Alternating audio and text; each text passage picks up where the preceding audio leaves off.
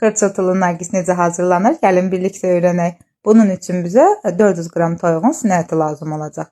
Toyuğun sinə ətini uzun-uzun doğrayırıq. Siz istədiyiniz formanı verə bilərsiniz. Mən naqisi uzun xoşladığım üçün bu formada doğrayıram. Daha sonra keçirik sosunu hazırlamağa.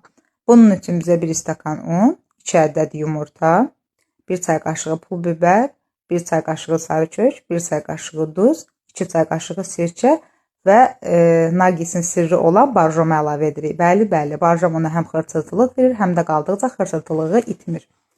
Daha sonra toyuq ətlərini sosun içinə əlavə edib qarışdırıb 15-20 dəqiqə soyuducuda gözlətdiririk. Daha sonra suxarikə, duz, istiot, sarı kök əlavə edib qarışdırırıq. Soyuducuda gözlətdiyimiz toyuq ətlərini bir-bir suxarikə batırıb qaba əlavə edirik.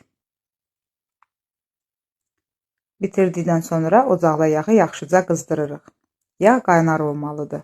Daha sonra hazırladığımız toyuq ətlərini yağa əlavə edib yaxşıca qızardırıq. Salfetin üzərinə əlavə edirik ki, yağını çəksin, sonra servis edirik. İnanın ki, xırçıltılığı, dadı möhtəşəm idi. Sonda videonu səsli paylaşıram ki, xırçıltılığının necə gözəl olduğunu siz də eşidəsiniz. Buyurun.